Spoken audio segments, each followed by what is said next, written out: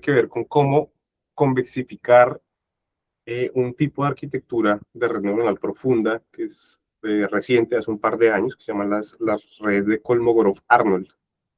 Y pues con Javier y con otros coautores de Cornell, del departamento de Machine Learning de acá también pues de mis asesores doctorales, pues como que diseñamos un método para convexificar este tipo de arquitecturas. Entonces, tal vez de pronto empecemos hablando de que es una red de Kolmogorov-Arnold, es una arquitectura particular el Deep Learning, y de alguna forma yo creo que es una tabla muy bonita que tiene este paper salió en el 24, hace un par de años, y es como una comparación con la red neuronal común y corriente que todos de alguna forma espero entendamos, eh, y es bastante eficiente, de alguna forma la red neuronal normal, ¿ven mi mouse? ¿O no tanto? Yo veo bien, ¿Ve el mouse? también. Listo. La red neuronal normal pues se basa en el teorema de aproximación universal, y como el cabezazo fue que Kolmogorov y Arnold tenían un teorema de representación que decía que cualquier función, independientemente de lo horrible que fuera, podía representarse como sumas y composiciones univariables, de funciones univariables. Entonces como que fue como, bueno, si puedo representar cualquier función como sumas y composiciones de univariables, pues de pronto podría escribir una red neuronal como con esa arquitectura.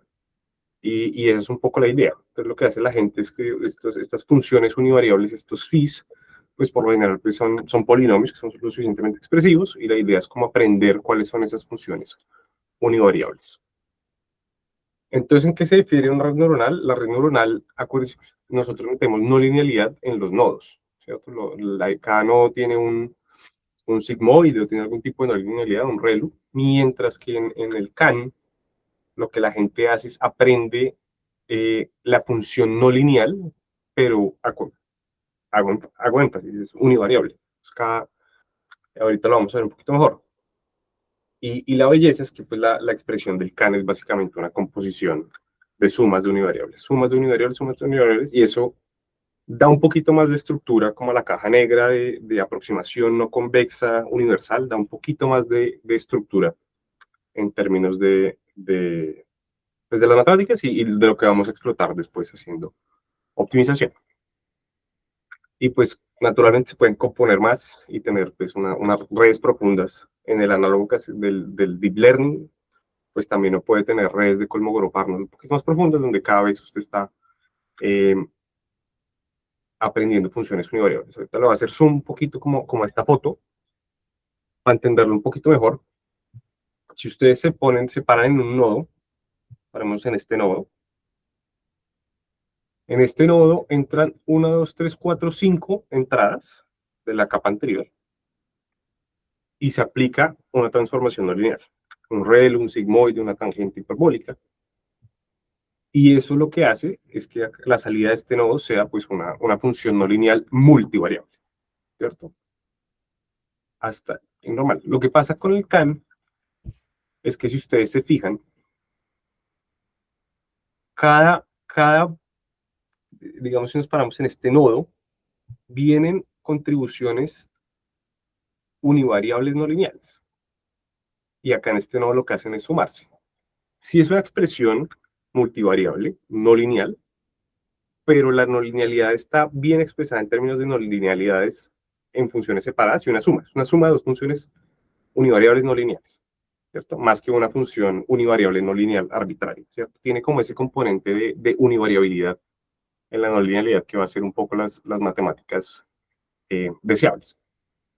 Entonces, pero eso ya llegó un poquito claro como que es un CAN, y son agradables porque se ha demostrado que uno necesita, son bastante más difíciles de entrenar, pero se ha demostrado que uno necesita menos capas y menos tamaño en la red para alcanzar eh, una aproximación parecida a la red neuronal tradicional. Entonces, digamos, como que de alguna forma por eso son deseables y han ganado mucha popularidad. Este paper salió hace 2 años y tiene el orden de 4.000, 5.000 citas ya, o sea, es bastante popular.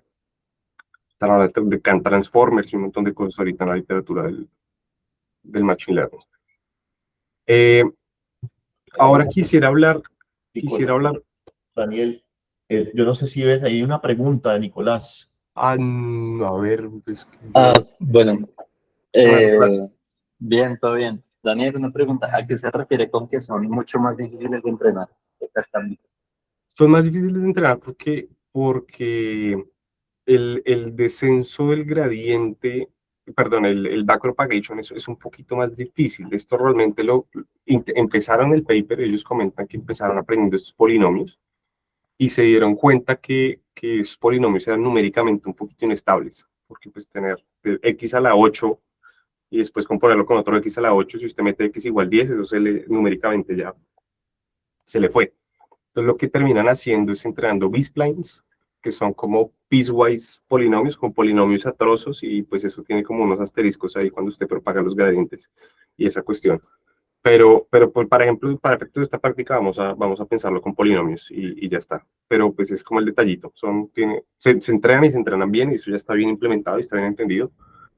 Pero pues que sí, pero pues es un poquito, tiene un poquito más de magia que entrenar una red neuronal normal. Ya, pero no es como que necesite más datos, sino es más en No, términos es un tema numérico, computacionales. un tema Ya, numérico computacional, sí, sí, sí, 7%, no es un listo. tema de datos, no es un tema de datos. Y acá el teorema puntual de Kolmogorov-Arnold, lo que dice que usted puede expresar cualquier función en n dimensiones usando 2n más 1, ¿cierto? Igualdad.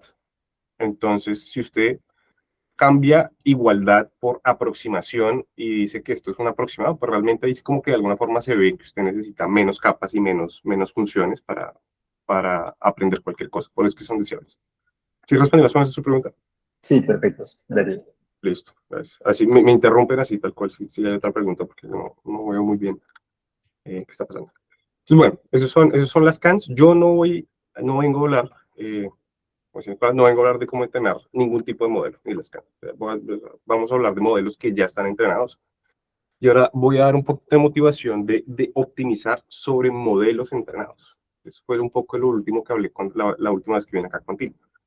Y es lo que la literatura se llama constrained learning o es subjective learning, cualquiera de las dos y es básicamente cuando usted quiere aproximar en un problema de optimización una función compleja o una función que viene de datos. Básicamente, si usted quisiera meter una red neuronal o un modelo subrogado, que se llama a veces en la literatura, adentro de un problema de optimización.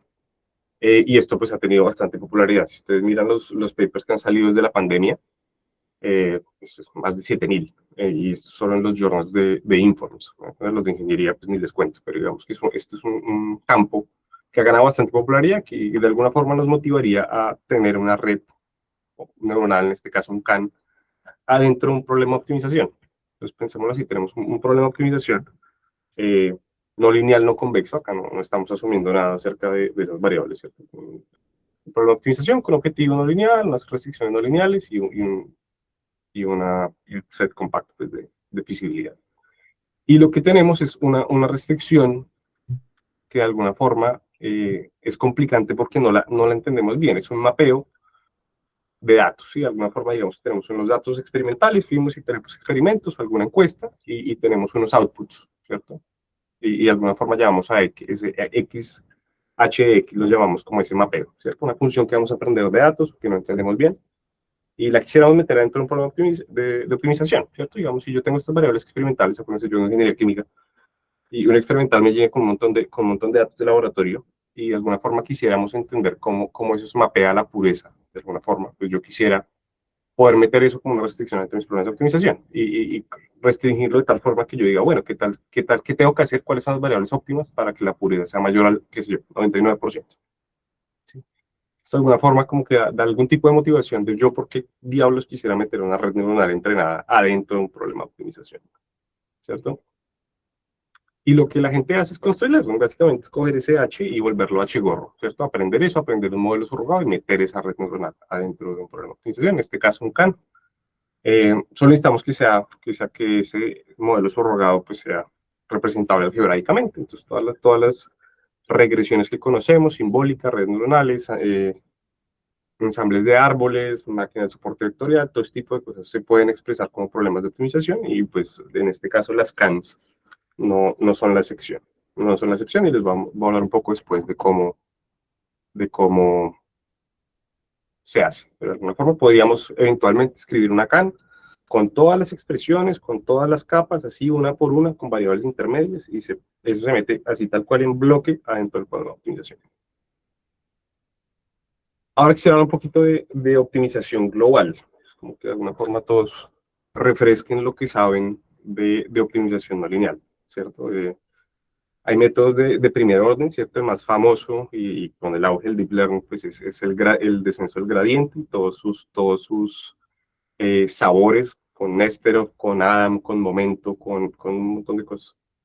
Pero son digamos, una familia de métodos de primer orden que se usa. Y hay otra familia de, bueno, métodos de punto interior. Hay bastante.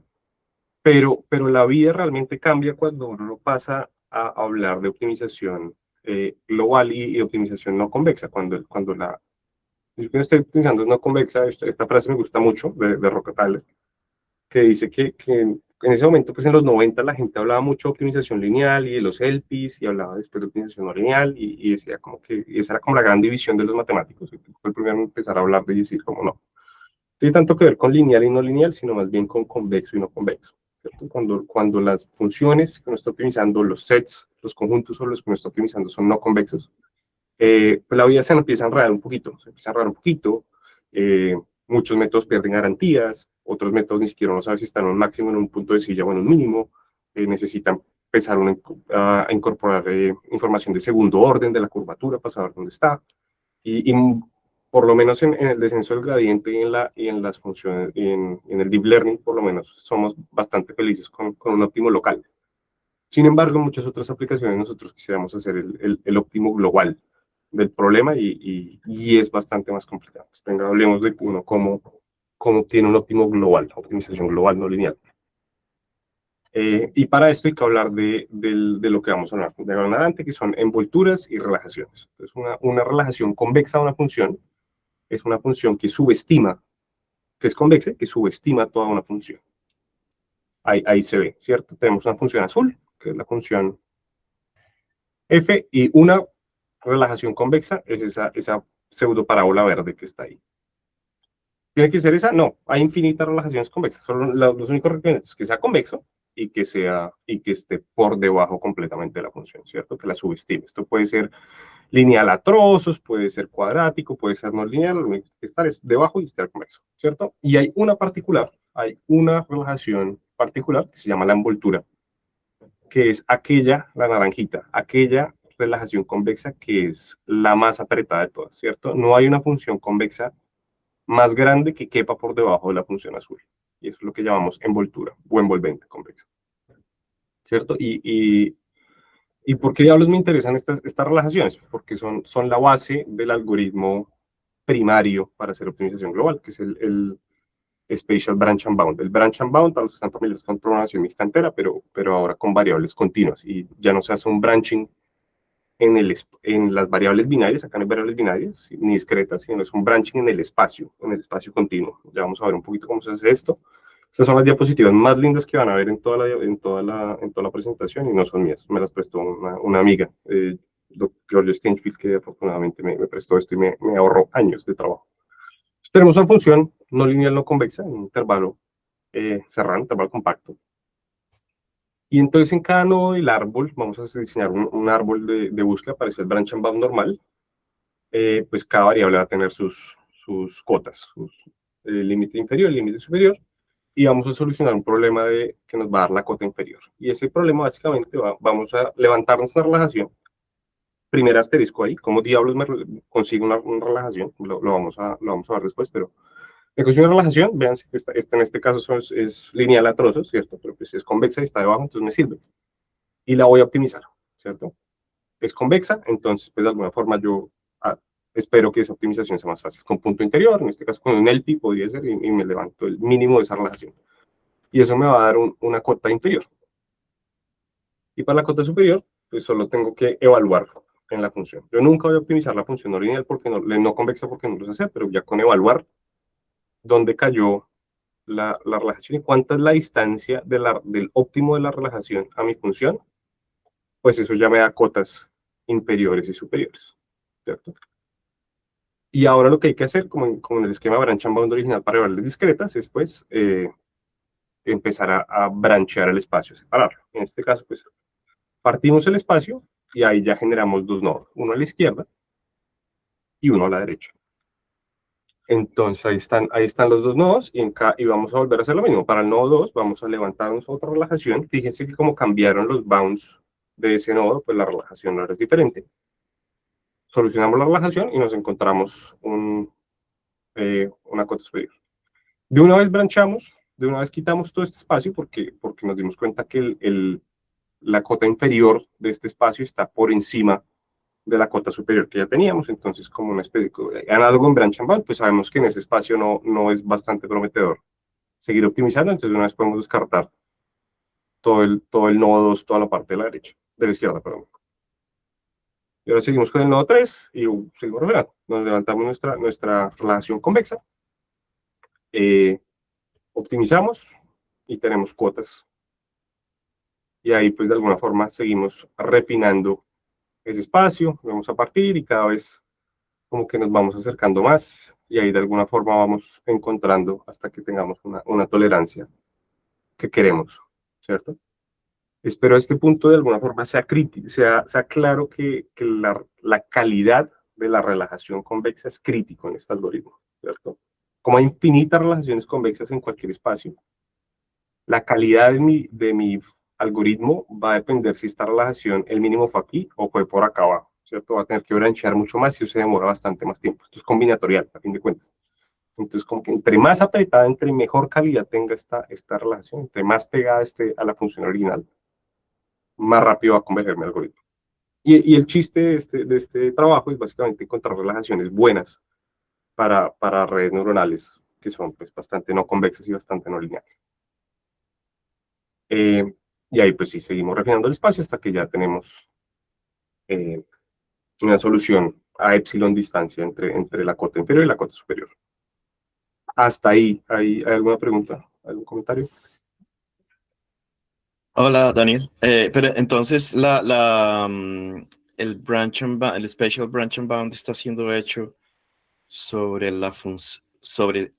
solamente sobre un pedacito de los constraints, que es el que está. Está siendo hecho sobre los constraints, pero solo un pedazo está siendo aproximado por el Kolmogorov Network. Porque el resto Okay. es simplemente funciones comunes y corrientes, o matrices, o lo que sea. Sí, digamos que Lineales o no lineales, sí. en el problema de optimización, sí, digamos que de alguna forma, sí, el problema de optimización que planteé al inicio tendría funciones no lineales o lineales y tendría ahí adentro el CAN. Digamos que esto es para optimizar un poco más generales, para optimizar cualquier función no lineal no convexa, el Spatial Branch and Bound se hace así. Y hay formas de hacerlo también en las restricciones, ahorita voy a hablar un poquito más de eso, pero de alguna forma, sí, esto es para cualquier función no lineal. Listo. ¿Algo más? ¿Algo más? Bueno, creo que vamos bien.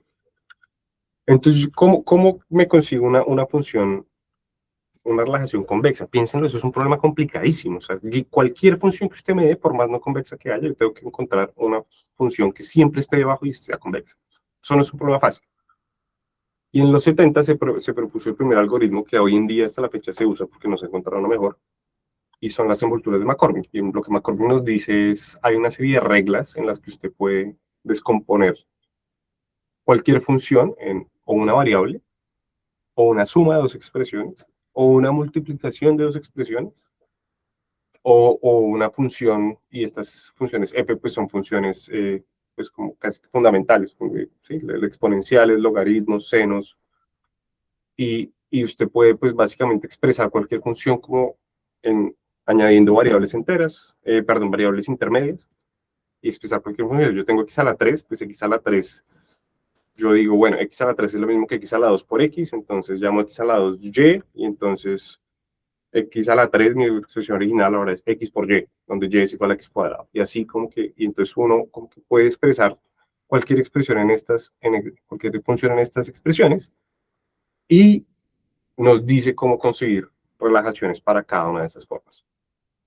Pues básicamente, si tenemos una función, podemos conocer cuál es su cota inferior, si la función es constante, La suma de, la suma de las relaciones convexas es la relación es una relación válida de las sumas. El producto de las relaciones convexas está la famosa envoltura de McCormick de los problemas bilineales. Alguno ha hablado de problemas cuadráticos, esto uso bastante. Y como que de alguna forma hay un montón de reglas. Entonces el chiste es expresar su función y empezar a hacer estas relaciones recursivamente. Y esto es supremamente general. Supremamente general. Cualquier función que usted meta ahí, esto le va a dar una relación convexa a su función. ¿Cuál es el asterisco? El asterisco es que veamos esta función que es muy simple. Esto es un polinomio normalito. Ahí está el polinomio, ahí está la envoltura convexa. Si yo hago McCormick y empiezo a descomponer ese x a la 6 como x a la 5 por x y empiezo a hacer las relajaciones de cada una de estas y empiezo a propagar recursivamente este procedimiento que les hablé antes, pues la relajación que me da McCormick es algo así. Noten la escala en Y, ¿cierto? Es una relajación supremamente débil, está por allá abajo. ¿Es válida? Sí. ¿Es convexa? Sí. ¿Está por debajo? Sí. Pero pues solucionar este problema de optimalidad global, cuando cada relajación se ve así, pues se va a demorar un montón de tiempo. Entonces, de alguna forma, McCormick, si bien es general, no me da las relaciones que yo quisiera en términos de calidad. Y ahorita, como decía, esto también se puede pensar en términos de restricción, ¿cierto? Uno puede pensar en relajaciones en términos de restricciones, pues usando una aproximación exterior cóncava y convexa. Acá muestro dos, una mejor que la otra. Pero pues también esto de relajaciones también se puede pensar como aproximaciones exteriores de un conjunto. Hasta acá todo fue convexo, hasta acá, contexto, perdón. Hasta acá lo único que yo intenté hacer es explicar qué es un CAN y por qué diablos quisiera yo convexificarlo y meterlo dentro de un problema de optimización y convexificarlo. Entonces, ¿qué fue lo que nos dimos cuenta nosotros? Lo primero que nos dimos cuenta es que cuando hay un polinomio univariable, como los que hay en los nodos de las CANs, acuérdense que los CANs son polinomios univariables, cada nodo es un polinomio univariable. Si nos fijamos en la mejor relajación, que es la envoltura, pues esto tiene como una estructura chévere. Esto es, o a veces la función misma, cuando la función es convexa en algunos intervalos, o como esta línea recta, que la llamamos bitangente, es una línea que es tangente a dos puntos, a dos intervalos convexos. Y esa es la estructura de cualquier, de la envoltura de cualquier polinomio. Entonces, de alguna forma dijimos, bueno, ¿qué tal si aprendemos cómo, o de alguna forma intentamos encontrar esta envoltura sabiendo que es o el polinomio mismo o una línea bitangente? Y para eso se nos ocurrió hacerlo con una forma bastante poco ortodoxa y tiene que ver con un algoritmo que se llama algoritmo de Graham. Es un algoritmo que se propuso como en los 70s para encontrar el casco convexo de puntos en 2D. El problema más simple que se puede encontrar. Tenemos que encontrar el casco convexo de unos puntos. Entonces, lo que hace la gente organiza los puntos por dirección y empieza a conectar puntos uno por uno. Y uno tiene que, a medida que uno va avanzando, las pendientes de estas rectas que voy añadiendo tienen que ser monotónicamente crecientes. Entonces, hasta ahí voy bien. Cuando meto el siguiente punto, me doy cuenta que mis pendientes no son monotónicamente crecientes. Acaso yo acá volví a crecer, entonces quito el punto anterior y reconecto.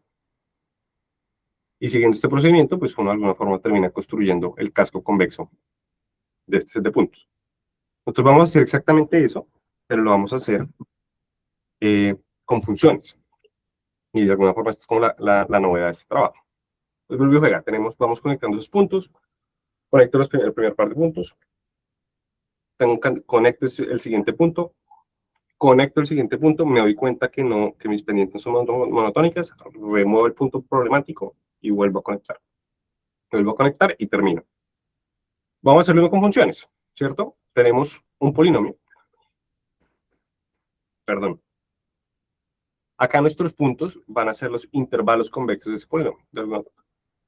Si tenemos los intervalos convexos de ese polinomio, si yo sé ese polinomio dónde es convexo, puedo empezar a hacer este procedimiento.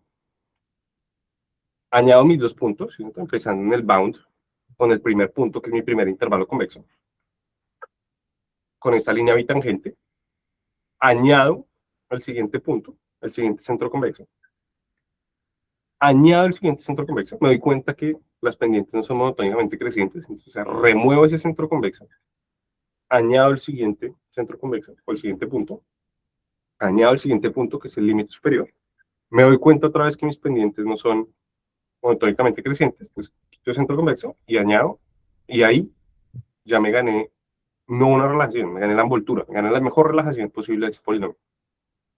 Entonces, de alguna forma, con este algoritmo se puede encontrar eh, la mejor relajación posible de cada uno de los nodos de ese canal.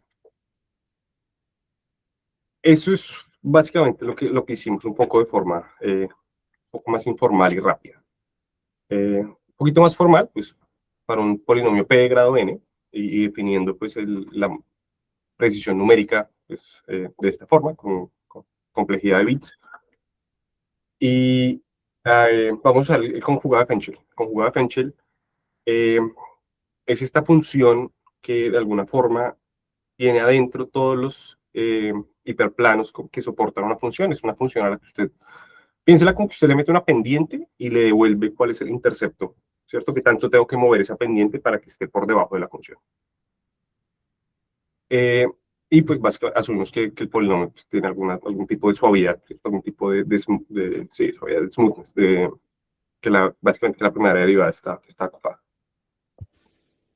Siendo ese el setup, podemos empezar a hacer nuestro algoritmo. Y lo primero que hay que hacer, como hemos dicho, es encontrar los centros convexos. Y los centros convexos los hacemos con la segunda derivada, como uno lo haría en cálculo diferencial. ¿Cuál es el asterisco? Pues que tengo que encontrar todas las raíces de la segunda derivada. Y eso pues puede ser costoso, ¿cierto? Se puede hacer básicamente con orden cúbico, ¿cierto? En el grado del polinomio. Entonces es polinomial, es un poquito costoso, pero digamos que se puede hacer. Y eso ya está. O sea, esa rutina la tomamos del paper de Pan y Chan. Y básicamente, teniendo ya las raíces de la segunda derivada, pues es bastante fácil pues, evaluarlas y darse cuenta dónde son la función convexa, cuáles son los centros convexos de ese polinomio, y vamos a tener esos tres intervalos donde la función es convexa. Una vez teniendo los centros convexos, nosotros definimos esa línea bitangente en términos del conjugado de Fenchel. Esto no es bastante intuitivo, pero pues usted piense que si tuviera que encontrar una línea tangente a estos dos intervalos, ¿cómo lo haría? ¿Cierto? Lo puede pensar en términos del conjugado de Fenchel, y eso fue conveniente porque el doble conjugado de Fenchel es la envoltura convexa. Entonces, eso fue matemáticamente conveniente, pero tal vez no es lo más intuitivo. Usted lo puede pensar en términos, no sé, de la divergencia de Bregman, ¿cierto? Que mide qué tan diferente es una función de su aproximación de primer orden de la serie de Taylor. O usted lo podría hacer a pedal, ¿cierto? Usted podría pensar y empezar a decir, bueno, ¿cuál es esa pendiente de esta recta que hace que la derivada sea igual a esta? ¿Me va a entender? Usted lo podría hacer a pedal, digamos, es una ecuación polinomial que usted podría llegar a solucionar. Y lo vamos a solucionar en este caso usando disección. Esta es una disección, no importa mucho el algoritmo, pero si lo miran así por encima, pues se ven que tiene como cara de disección, como que parte acá en la mitad, y como que si es mayor, como que va corriendo ahí la disección, y la idea es nada más y nada menos que encontrar numéricamente con bisección cuál es la pendiente que satisface esa ecuación polinomial que hace que las derivadas, básicamente que sea cero esa divergencia de Bregman, ¿no? Pues, o el conjugado de Fenchel. Y así es como básicamente conseguimos esas líneas bitangentes. Y ya teniendo las líneas bitangentes, pues podemos hacer el algoritmo ahora sí de Graham en la versión continua que creo que les mostré, y pues tienen tiempo log polinomial de cómo hacerlo. Lo que básicamente venimos hablando, ¿cierto? Añado un centro convexo, añado otro centro convexo, añado otro centro convexo, no es monótono, remuevo, añado otro centro convexo, añado otro centro convexo, no es monótono, añado otro centro convexo. Y ese es básicamente el algoritmo que nosotros presumimos es rápido en tiempo. Los polinomiales. Todo lo que hemos hablado hasta ahora es para polinomios univariables, que es lo que está en un nodo del CAN, ¿cierto? En un nodo de ese CAN. El CAN, como hemos visto en la primera diapositiva, pues es esa suma de composiciones de univariables, esas composiciones de univariables donde cada capita, donde cada nodito es una suma de polinomios univariables, ¿cierto? Estos phis son los polinomios. Entonces, para un poco la pregunta que me hicieron antes, él me hizo la pregunta, bueno, ¿esto cómo se ve más o menos una restricción o cómo viene esto? Pues esa CAN se puede decir como un problema de optimización, ¿cierto? Si uno quisiera minimizar el CAN, si esa CAN estuviera en el objetivo, pues uno lo podría escribir así. Podría básicamente escribir cada capita como su restricción y solucionar ese problema de optimización, ¿cierto? Y uno lo que hace es, cada capa tiene su polinomio, ahora lo que vamos a hacer es escribir la relajación, y la relajación es básicamente coger el polinomio y cambiarlo por la envoltura convexa y la envoltura cóncava, ¿cierto? Que hay mayor igual y menor igual de la convexa y la cóncava, entonces estamos haciendo una forma como haciendo como ese sándwich cóncavo y convexo por arriba y por abajo de la función. Donde esas envolturas convexas y cóncavas las conseguimos usando el algoritmo que les acabo de describir. De alguna forma, como que cogemos el programa matemático que define un CAN, o la minimización de un CAN, una restricción, y lo podemos reescribir o relajar en términos de las relajaciones que acabamos de usar. Y pues de resto propagamos usando McCormick, las mismas reglas de McCormick, ¿cierto? Las sumas y las composiciones las propagamos usando pues, las relaciones normales de McCormick. Lo único que nos ganamos es la envoltura en el nodito puntual, pero pues las sumas de los nodos, pues igual es la suma de las envolturas, que no es la envoltura, ¿no? Esto no es apretado. Es apretado para un solo polinomio, pero ya cuando uno empieza a componer polinomios y sumar polinomios, pues es una relación buena, pero no tiene por qué ser apretado. Daniel, Y, pues, una pregunta. cuénteme, Álvaro. Veo que es como allá relajado la restricción que define la red CAN, pero has convexificado el dominio, pues me parece, pero la función objetivo, pues, ¿qué vas a hacer si no es convexa? Si la función objetiva es no convexa y no lineal, pues toca hacerlo optimización global normal, o sea, toca sacarle relajaciones y darle por ahí y darle normalmente, ¿cierto? Esto solo nos serviría para convexificar el dominio de un CAN. Pero si usted se fija, este programa que está escrito así como está escrito, esto es como si quisiéramos minimizar el CAN. ¿Cierto? Quisiéramos minimizar T, donde T es la salida del CAN. Esto es, si yo no tuviera más restricciones, si yo no tuviera nada, lo único que quiero hacer es minimizar una red neuronal, ese CAN, y encontrar el mínimo, cuáles son las variables que me dan el mínimo de esa función. Esto es este programa. Lo que pasa, en vez de escribir toda la composición de sumas y tal, así en el objetivo es decirle min, pues estamos como que haciendo variables intermedias ahí. Pero pues esta formulación así como está es solo la minimización de una red neuronal. Lo que pues con restricciones para no tener que escribir toda la composición así en una sola línea. Y pues nos da un poquito como la forma de pensarlo, de cómo desagregarlo. ¿Sí? Más o menos. Bien. Listo. ¿Hay otra pregunta por ahí hasta acá? ¿Todo tiene más o menos sentido? Sí, Yo tengo una pregunta y es, ¿en qué casos deja de ser tan estricta la relación? O sea, deja de estar tan pegada. A medida que usted vaya haciendo operaciones recursivas en esa expresión, ¿cierto? Entre más sumas tenga, entre más componga, entre más convolucionada sea su expresión, pues va a ir perdiendo relajación, va a ir perdiendo calidad en la relajación, ¿cierto? Entonces lo que uno hace es intentar apretar lo más que pueda cada relajación individual para que cuando vaya propagando y vaya yendo recursivamente en la expresión, la que sea, pues vaya perdiendo cada vez menos, pero igual va a perder, ¿cierto? Acá voy a perder porque todos mis noditos individualmente son apretados, pero pues los tengo que componer, los tengo que sumar y tengo que hacer eso. Entonces, como que voy a ir perdiendo bastante, ¿cierto? Si yo tuviera un CAN de una sola capa, donde todo es básicamente una suma de polinomios, pues casi que gano, ¿cierto? Porque solo sumar las envolturas convexas. Pero pues como hay más capas y hay más nodos, pues de alguna forma pues uno ahí va a ir perdiendo calidad en la relación. Listo. Listo, gracias. Una pregunta, esta relajación está simultáneamente, entonces cada una de estas phis, que son los polinomios de Kolmogorov, está siendo convexificado y expresado en términos de las relajaciones, o sea, de lo que usted explicó, ¿verdad? ¿O estoy bien o no? Sí, claro. Estos son las relajaciones de este pi. O sea, esto ya tiene, este e phi grandote es esa función como a trozos que tiene o parte no lineal o parte bitangente. Pero aquí, siempre tiene que ser convexa. Sí. Ujú. Sí, o cóncava. Si está por arriba, está por abajo. Pero sí, Sí. sí, tal cual. Entonces es como un relajón Kant. Y ahora pues vamos a ver cómo nos fue. Entonces lo que hacemos básicamente es, hay una métrica que se mide para medir la calidad de una relación, lo que se llama la relajación del nudo raíz, o el root node relaxation, también bastante análogo al branch and bound de la optimización discreta. Entonces, ¿qué es esto? Tenemos la función no lineal,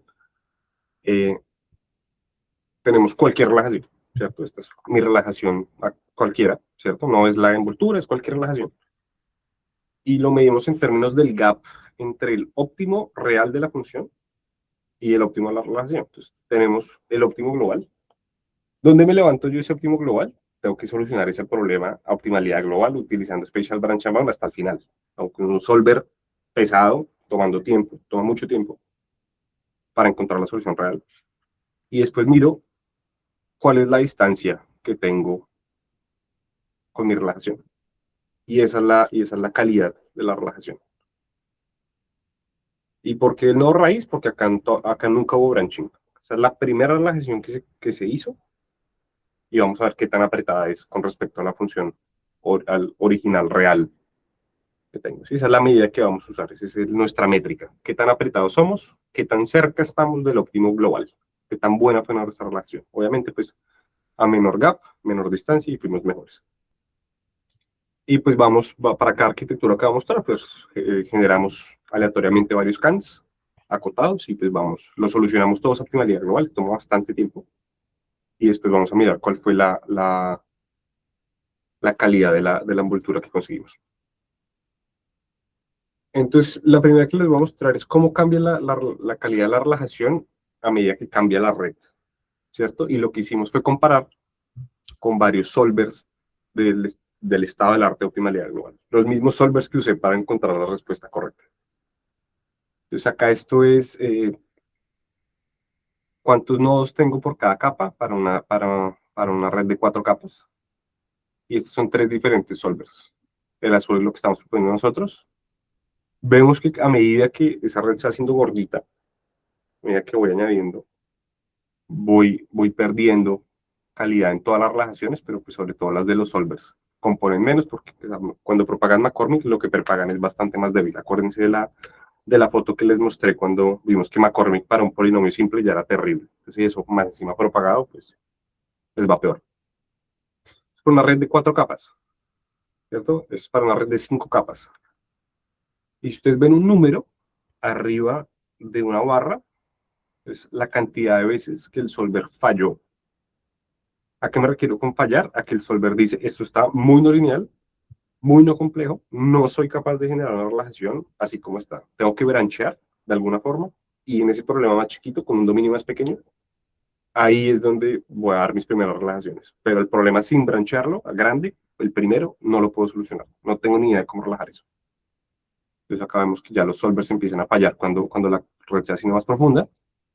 Y cuando se vuelve más profunda, pues ya vemos que ya o los solvers fallan mucho y las diferencias pues son bastantes. Por favor, miren el eje Y de cada figura, ¿cierto? O sea, son relajaciones 16, en 16 órdenes de magnitud peores que lo que pasa. ¿Cuál es el chiste de los solvers? El chiste de los solvers es generarla rápido y hacer el branching rápido para ir refinando eso rápido, ¿cierto? Pero pues si ganamos de alguna forma con la relajación inicial o con ya pues de una vez tenemos bastante relajado. Ahora la pregunta es que también nos fue en términos de tiempo, ¿cierto? Si ellos pueden ser muy malos, pero si las generan muy rápido y refinan rápido el espacio y nuestra relajación se demora un montón de tiempo, pues de pronto a lo mejor les va mejor a ellos.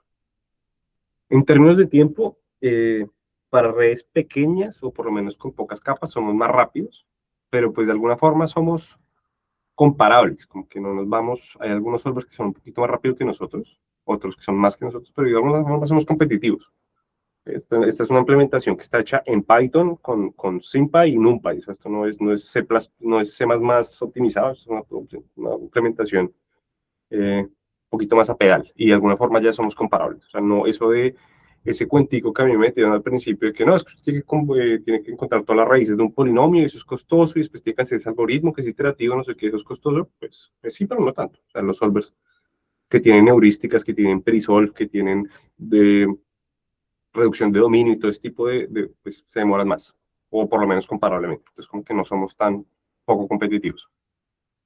Antes vimos cómo cambiaba la relajación en términos de el tamaño de la red. Ahora quisiera ver cómo cambia en términos de las dimensiones, ¿cierto? Es más difícil relajar una función de 2 dimensiones, 3 dimensiones, 4 dimensiones, 5 dimensiones. Y la respuesta es sí. Acá tenemos 4 dimensiones y lo que tenemos es el grado de no linealidad de cada una de esas funciones, ¿cierto? Que se representa con el grado del polinomio. Vemos que a medida que vamos creciendo la dimensión de 4 a 5, ya vemos que hay un salto de 7 órdenes de magnitud, ¿cierto? Ya cuando muchos solvers empiezan a fallar, las relajaciones son 8, 7 órdenes de magnitud peores y este problema pues se vuelve ya mucho más agresivo a medida que volvemos a crecer la dimensión, ¿cierto? Para una función, un CAN con 6 inputs, una función 6 dimensional, pues ya vemos cómo las relaciones sufren bastante y cómo empiezan a fallar los solvers. Todas tienen número arriba diciendo, oiga, 42 de las 50 veces no fui capaz de generar una relación. ¿Cierto? Me tocó branchear para empezar a solucionar ese problema. Y pues términos de tiempo es lo mismo, bastante comparables, como que no, ahí estamos como en la mitad compitiendo entre los solvers, pero pues sí somos órdenes de magnitud bastante más apretados, como que sí, haber hecho el cabezazo y sí, Serpi lo paga, ¿cierto? Haber hecho toda esa mecánica antes del algoritmo de Graham y todo eso de alguna forma pues nos salvó la vida. Y pues vamos, la conjetura es que seríamos bastante más rápidos cuando en un algoritmo te da un tiempo completo. Y pues básicamente es todo, como que logramos proponer una relajación. Pasé por encima de los algoritmos y los lemas y los teoremas, solo para mostrarlos, pero pues de alguna forma podemos probar que la relajación que conseguimos es única, es efectivamente no cualquier relajación, sino la envoltura, que esas bitangentes son únicas, ¿cierto? Que no hay 2 líneas que cumplan esa característica, la podemos encontrar en tiempo polinomial, y pues nos dimos cuenta que las relaciones que produce son bastante más competitivas que las de los solvers que hoy en día se usan, y de alguna forma pues en tiempo pues también somos comparables. ¿Qué quisiéramos? Quisiéramos solucionar el problema hasta el final, ¿cierto? Con nuestras relaciones. Lo primero que hicimos fue la primera relación, pero pues sería chévere de alguna forma, a medida que el solver vaya brancheando, que no branchee usando las relaciones de McCormick, sino que branchee usando nuestras relaciones, viendo ahora sí qué tan buena es nuestra relación para solucionar todo el problema. Eso es complicadísimo porque usted tendría que de alguna forma poder acceder al solver y meterle como una especie de callback para que en cada nodo corra la rutina de relación nuestra, y estamos en esas. Y esto de alguna forma nos convendría aún más en términos de tiempo, porque la calculada de las raíces, que es el paso más costoso, solo se hace una vez. Las raíces de un polinomio no cambian si usted rescala el dominio. Entonces, si escoge su dominio, calcula las raíces y solo lo va a cortar. Las raíces nunca le van a cambiar. Entonces ese costo como que se amortiza, se paga una vez y ya después, de alguna forma, pues sí se amortiza, no lo ve tanto después. Pero aún así, igual ya, pagando el costo de las raíces, igual somos comparables para la iteración. Y pues ya, ese es todo el chiste. Este paper ya está por ahí el preprint. Si a alguno le interesó lo que hablé o un poquito más quiere saber más del tema, ahí está el preprint del paper. Y pues bueno, muchas gracias a Álvaro y a todos ustedes por estar acá. Gracias por la invitación. No, Daniel, muy chévere.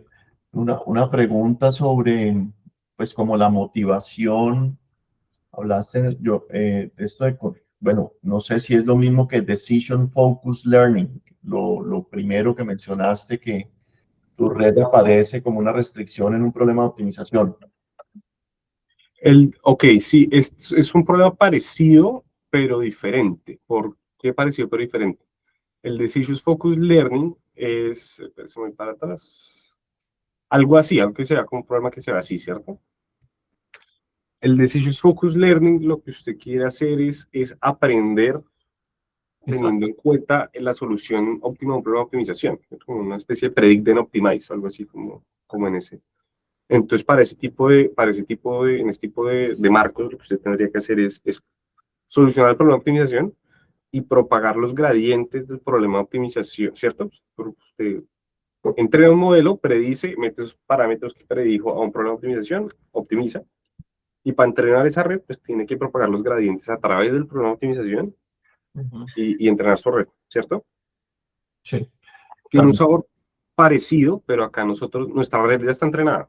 Yo nunca le dije cómo entrenar, cómo propagar gradientes. Usted es el responsable de coger su red y entrenarla lo mejor que usted pueda, con todos los datos que usted pueda, y ya cuando usted le crea esa red y se sienta en capacidades de interpolarla y encontrar qué X es meterle a esa red para que le dé respuestas que usted crea, ahí es cuando usted puede meter esa red acá, en este problema. Perfecto, sí es. Otra cosa, de alguna forma, aquí es optimizar cualquier cosa con una restricción de Kolmogorov, pues de este tipo de red. Exacto. Exacto. Y pues como espero haberlos convencido que a la gente sí le interese, que sí hace esto en la práctica, ¿cierto? Es bastante... Hay un paper muy bonito que intenta como diseñan canastas de mercado óptimas para dar en algunas comunidades y le hacen a la gente unas encuestas donde les preguntan qué tan rica fue esta canasta, le gustó el queso, le gustó la carne o no le fue tan bien.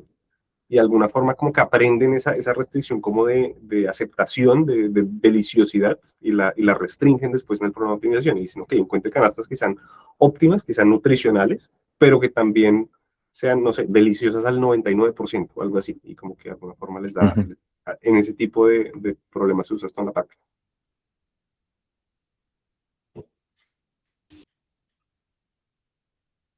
Súper chévere. Daniel, una pregunta. ¿Ustedes hicieron el benchmarking contra estos Baron, Lindo, Global y todos esos? Sí. Y contra Ciplex y Gurobi. Ciplex y Gurobi, ¿por qué no? Porque Ciplex no es no lineal, no convexo. Ciplex se muere en cuadráticos. Sí. Ciplex se muere con las cuadráticas y Gurobi es no convexo desde hace como 2 meses. Uno de mis miedos, sí, con la versión 13 ya toma EMAI en el pino convexo. Gurobi es no convexo cuadrático desde el 2020, pero no lineal arbitrario desde hace como 3 o 4 meses. Uno de mis miedos latentes es que el reviewer me llegue diciéndome que corra contra Gurobi. Les va a tocar volver a correr muchos experimentos, pero sí. Fue más bien por eso, porque cuando corrimos los experimentos, Gurobi todavía era cuadrático. Ahora ya es un terreno lineal. Interesante. Va más por ahí esos solvers. Y Daniel, de pronto yo no, hay algo que de pronto no entiendo bien. Cuando haces esas comparaciones es minimizando la red, pues. Sí. Acá no hay restricciones, acá no hay nada, solo es este problema así tal cual. Minimizo la red no lineal y comparo cuál es la distancia del óptimo global real de esa red a la relajación que yo construí. De pronto, y no podría haber, digamos, funciones ya que uno quiera minimizar que sean más favorables a la convexificación que hacen. ¿Cómo así? Si pones una función arbitraria que quieres, está la restricción de Kolmogorov. Entonces, claro. Digamos, sí lo entiendo. Digamos, de alguna forma usted quisiera minimizar un objetivo que sea Kolmogorov, el output de una Kolmogorov network a la 3, o el seno de una Kolmogorov network, algo así, y tiene la restricción de Kolmogorov network adentro. Claro, la conjetura es que va a perder obviamente calidad a medida que usted propague y le meta más no linealidades, pero pues si mi función no lineal, lo que le meto adentro es una colmogorofarno y la relajación de eso es buena, pues va a ser mejor cuando la propague y cuando la meta la función no lineal, a que si le meto cualquier relajación y la propago y se lo va a perder más. No lo probamos, de acuerdo, no comparamos eso, pero sí, de alguna forma, la pérdida por hacer la recursión pues va a existir. Entonces, entre menos podamos perder y entre más calidad tengamos a medida que vamos perdiendo, pues mejor. Ujú. No, súper chévere, Daniel, muchas gracias. Aprendí. Igual. ¿Estas redes tienen alguna ventaja en términos de interpretabilidad, por ejemplo? Claro, eso me faltó decirlo, por supuesto. Es otra de las razones por las que a la gente le gustan. Digamos que esta es la otra razón por la que a la gente le gustan y de pronto me pasé por ahí rápido, pero a la gente le gustan porque, primero por lo que vamos a hablar un poquito acá del teorema de representación, que en teoría se necesitan menos capas y menos nodos para representar las funciones. Teorema es con igualdad porque estas funciones phi, pues usted existen, pero pues nadie sabe cómo escribirlas. Entonces lo que hace la gente es lo cambia por aproximación y pues aproxima. Y lo aproxima con polinomios, ¿cierto? Pero la otra razón por la que a la gente le gusta esto es porque de alguna forma son un poquito más interpretables. Digamos que hasta acá, hasta por lo menos la primera capa, pues son sumas de cosas univariables. Entonces, si de alguna forma usted quisiera descubrir hasta acá cuáles son las interacciones entre sus variables, pues de alguna forma le dice cómo le aporta cada una de sus variables individualmente al output de su red, ¿cierto? Eso tiene bastante más interpretabilidad. Ya cuando usted la empieza a hacer más profunda y empieza a componer esas univariables, pues se le va perdiendo un poco la interpretabilidad, pero por lo menos hasta acá, la primera capa, las primeras dos capas, usted sí puede ver cuál es el componente univariable o la función univariable que representa el aporte no lineal de cada una de sus variables independientemente. Entonces sí, son bastante más interpretables y esa es todas las razones por las que a la gente le gusta. Son dos, realmente esas, que son más chiquitas y que hasta algún punto pues pueden ser un poquito más interpretables. Ya, bueno, pues mucho aprendí también de Kolmogorov. Tenía curiosidad de saber qué era.